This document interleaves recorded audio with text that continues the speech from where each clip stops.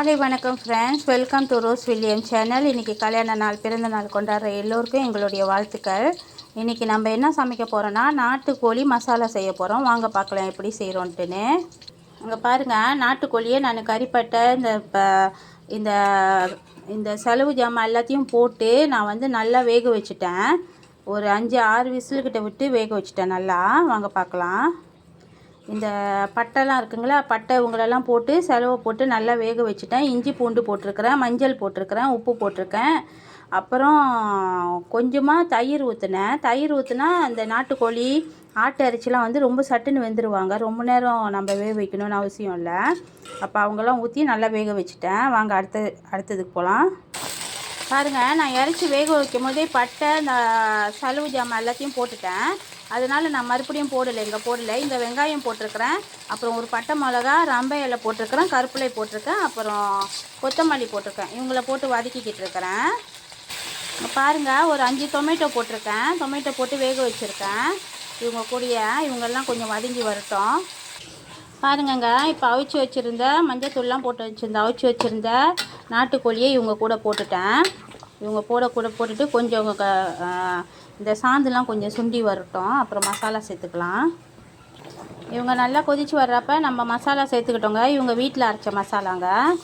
இவங்க அந்த மசாலாவை சேர்த்துக்கிட்டோம். இப்போ இவங்க எல்லாம் சுண்டி நல்லா ஒரு திக்காக ஒரு மசாலாவாக வரட்டும்.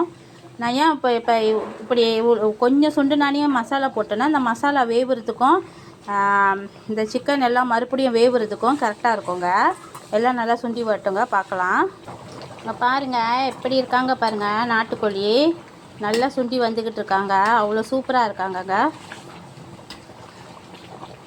பார்க்குறதுக்கே ரொம்ப அழகாக இருக்காங்களே.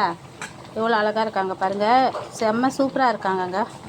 அப்படியே இங்கே பாருங்கள், இவங்க வந்து கிச்சாப் செஞ்சுக்கிட்டு இருக்காங்க. அதே நாட்டுக்கோழி தான், அதுலேருந்து கொஞ்சம் எடுத்து நான் கிச்சாப் செஞ்சுக்கிட்டு இருக்கிறேன்.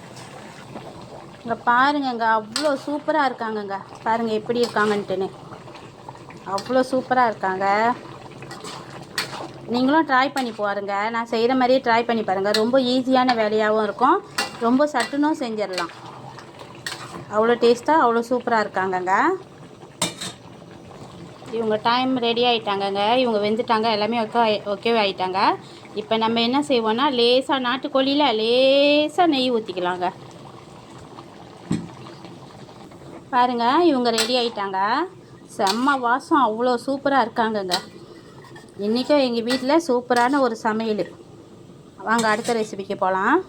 இங்கே வந்து அடுத்த சமையல் ரெடி ஆகிட்டு இருக்காங்க.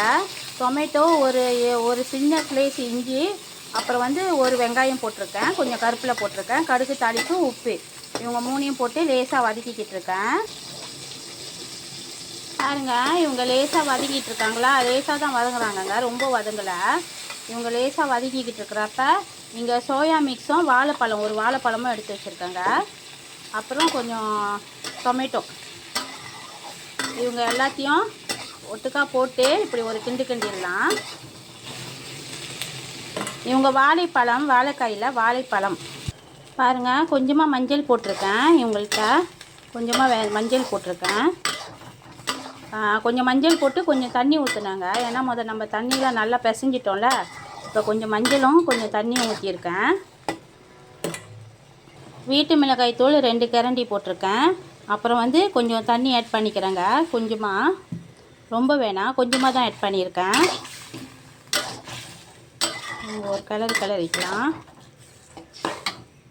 இங்கே பாருங்கங்க, சூப்பராக இந்த காலிஃப்ளவர் இருக்குல்ல, அவங்கள பரட்டிக்கிட்டு இருக்கேன்.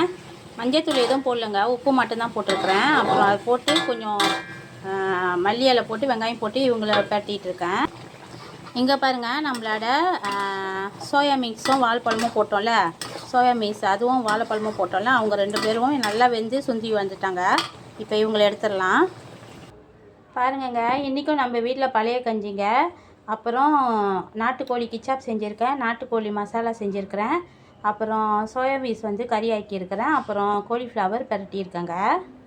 இன்றைக்கும் நம்ம வீட்டில் பழைய கஞ்சிங்க. ஆனால் டெய்லி பழைய கஞ்சி சாப்பிட்லாமா சாப்பிடக்கூடாதான்னு எனக்கு தெரியலங்க. யாராச்சுக்கும் தெரிஞ்சால் காமெண்ட்டில் எனக்கு சொல்லி அனுப்புங்க, சாப்பிட்லாமா சாப்பிடக்கூடாதான்ட்டுன்னு. இந்த சேனல் உங்களுக்கு பிடிச்சிருந்தால் லைக் பண்ணுங்கள், ஷேர் பண்ணுங்கள். மறக்காமல் சப்ஸ்கிரைப் பட்டனையும் பெல் பட்டனையும் அமுத்திடுங்க. எனக்கு சப்ஸ்கிரைஸ் ரொம்ப குறைவாக இருக்காங்க, ப்ளீஸ் ஹெல்ப் பண்ணுங்கள். அப்புறம் உங்கள் ஃப்ரெண்ட்ஸுக்கெல்லாம் இந்த ரெசிபியை ஷேர் பண்ணி பாருங்கள். நீங்களும் இந்த ரெசிபியெல்லாம் கண்டிப்பாக ட்ரை பண்ணி வீட்டில் சாப்பிடுங்க.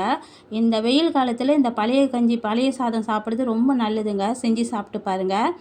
அப்புறம் உங்கள் எல்லோருக்கும் என்னுடைய நன்றி.